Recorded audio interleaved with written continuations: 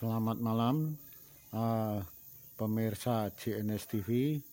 Kali ini JNS TV bertemu dengan salah seorang dalang yang saat itu cukup terkenal dengan gaya permainan dalangnya yang cukup kocak sekali. Lantaran dampak dari adanya COVID-19, otomatis pakliran atau pedalangannya juga terkena imbasnya. Dari dampak tersebut, akhirnya Pak Dalang ini membuka usaha dengan membuka angkringan atau wedangan. Pak Dalang, kalau boleh tahu nama sampean lengkapnya siapa Pak Dalang? Nama saya, nama KTP Suparman, kemudian nama untuk ngepotnya Jeliteng Suparman. Nggih. Iya. Sebagai dalang apa itu? Wayang kampung sebelah. Nggih. Terkenalnya, tapi saya juga wayang klasik juga dalang. Berangkatnya? Berangkatnya dari wayang klasik, sejak kecil saya sudah dalang wayang Purwo ya.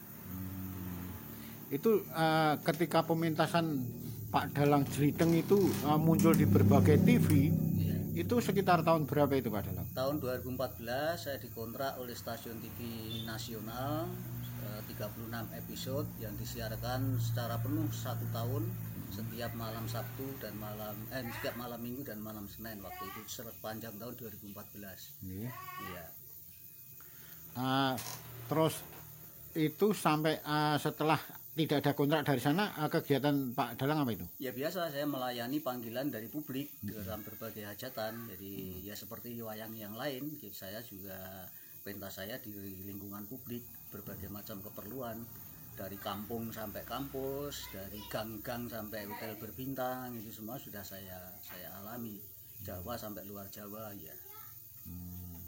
Kalau Pak Dalang sendiri alumninya dari mana itu? Saya SMK-nya dari SMKI ya, atau dulu konservatori atau SMK 8 sekarang, kemudian melanjutkan di Sastra Jawa UNS. Angkatan tahun 86. Terus mulai aktif mendalang di depan umum atau di publik itu tahun berapa itu? Saya sejak kecil sudah naik pentas di hadapan publik walaupun tahap belajar ya. Artinya sejak kecil, sejak kelas 5 SD saya sudah tampil di panggung. Tahap belajar, saya belajar sama paman saya dalang, kakek saya juga dalang, tapi orang tua saya malah enggak. Nah kemudian saya melanjutkan di SMKI dan lanjut ke sastra daerah dan saya kembangkan sendiri ya. Berarti sampai saat ini udah berapa tahun, udah berapa lama Nggih? Kalau dihitung ya katakanlah dikurangi katakanlah 10 tahun ya berarti sudah hampir 40 tahun saya mendalang. Usianya Pak Dalang itu berapa tuh? Sekarang udah 54.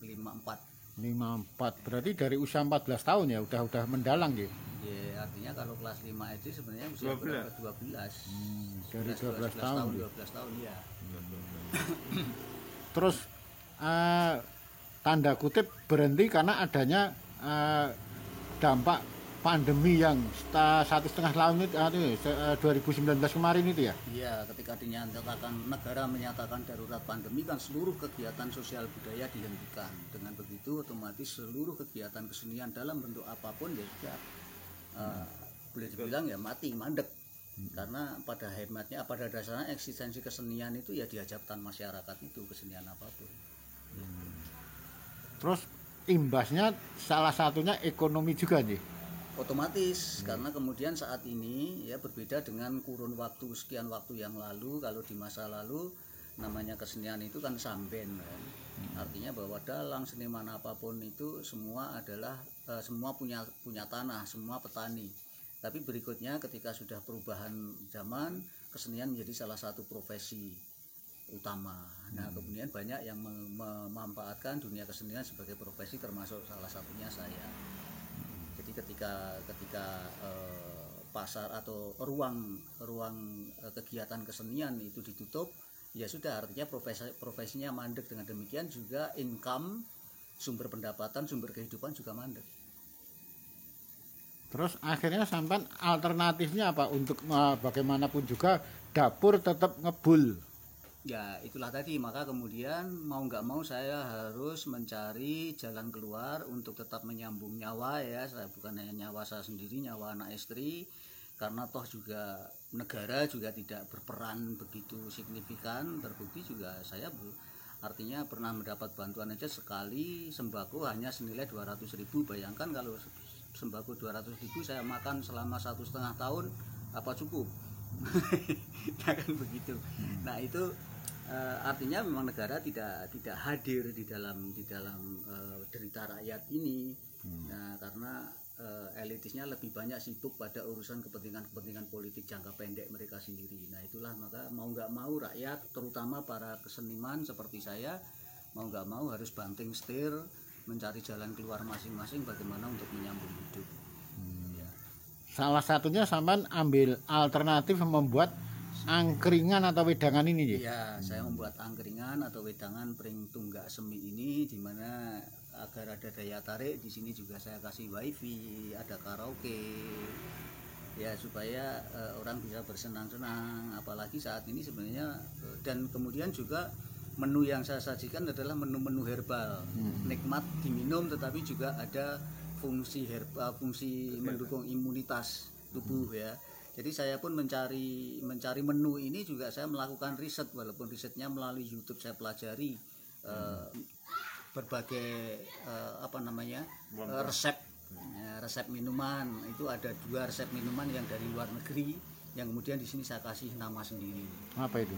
Itu misalnya Candi Ayu, itu susu, kunir, jahe dan sebagainya, dan kemudian udan mas antara jahe, kunir, kemudian ada lemon, kemudian ada nanas.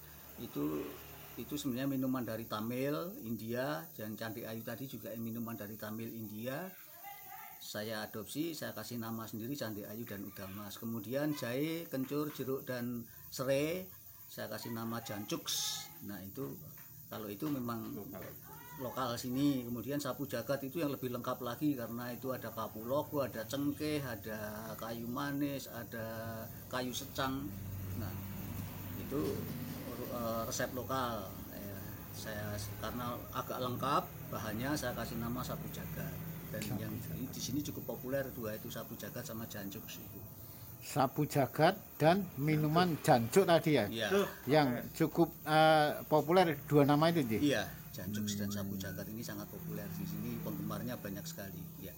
Kelebihannya apa itu Pak Dalang?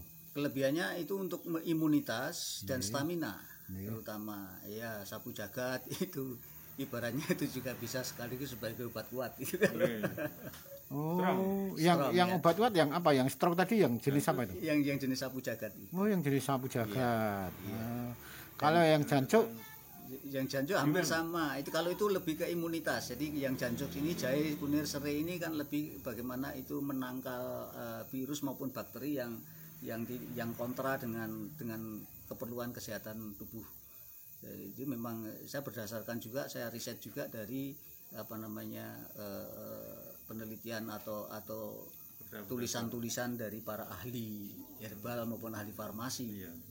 Dan banyak di YouTube atau di internet kita, bagaimana orang luar negeri ternyata semasa Covid ini mereka banyak sekali yang lari kepada minuman-minuman herbal.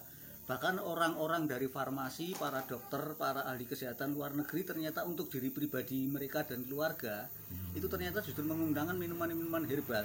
Justru mereka tidak menggunakan produk-produk farmasi. Itu anehnya di situ. Maka saya, ini aneh. Justru itu luar negeri, dan itu informasi itu bisa kita dapatkan banyak melalui YouTube. Ya. kalau ini jenis minuman apa ini Pak Dalang? Nah itu yang Jancuks ya. Ini yang jahe, Jancuks, kencur, ya? jeruk sama serai. Ya, jeruk nipis. Terus kalau masalah menu makanan, Menu makanan ya seperti makanan angkringan pada umumnya, ada jadah, ada gorengan, ada bacem, ada jadah, ada nasi, ada bacem, ada nasi kucing, nasi sayur, saya tambah soto. Ya. Itu mulai kapan itu Pak Dalang? Bukanya mulai kapan? Saya mulai bulan November tahun 2020, mulai buka 10 November 2020. Jadi pahlawan.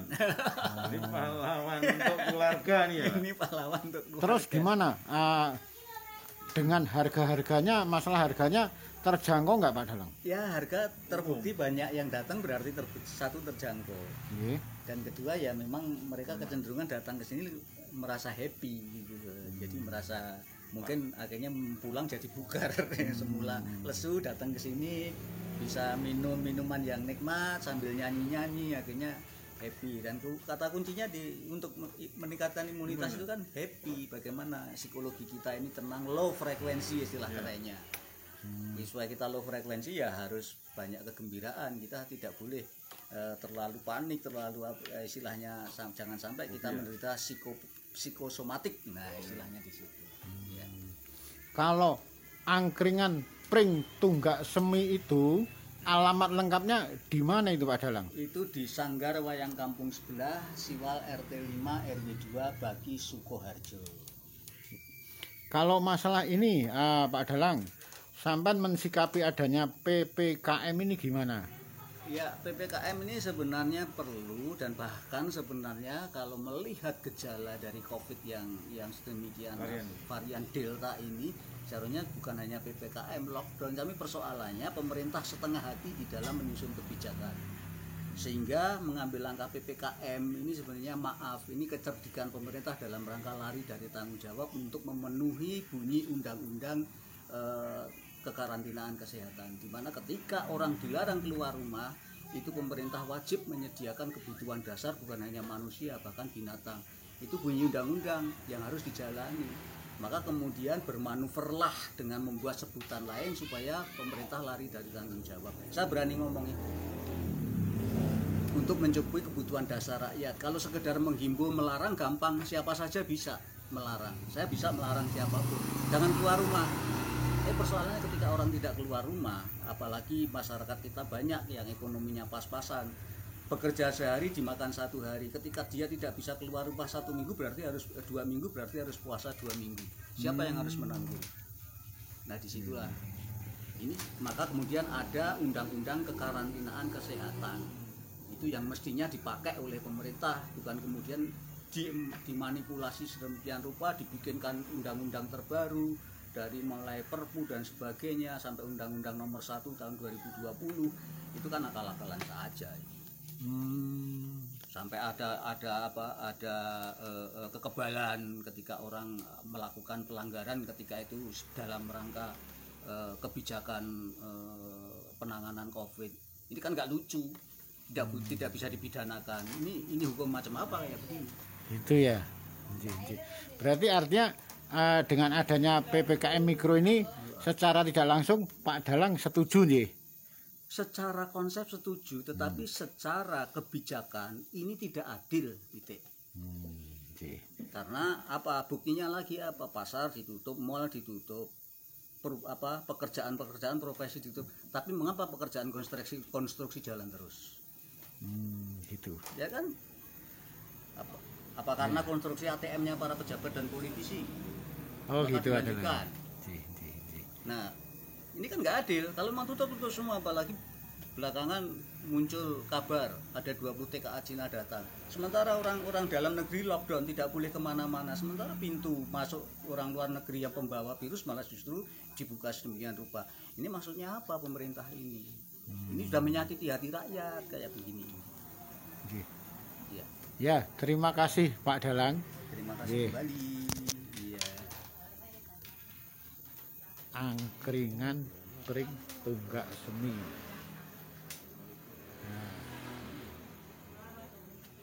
Angkringan Pring Tunggak Semi ini juga ada karaoke dan wifi.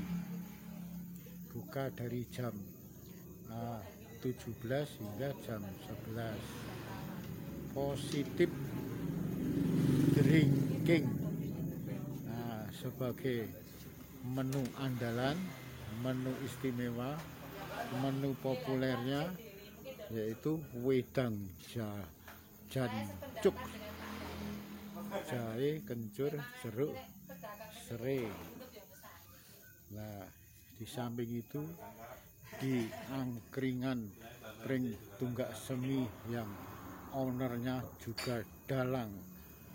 Beliau adalah Ki Jelidang Suparman, ternyata juga melayani terapi penyembuhan gratis dari berbagai aneka sakit.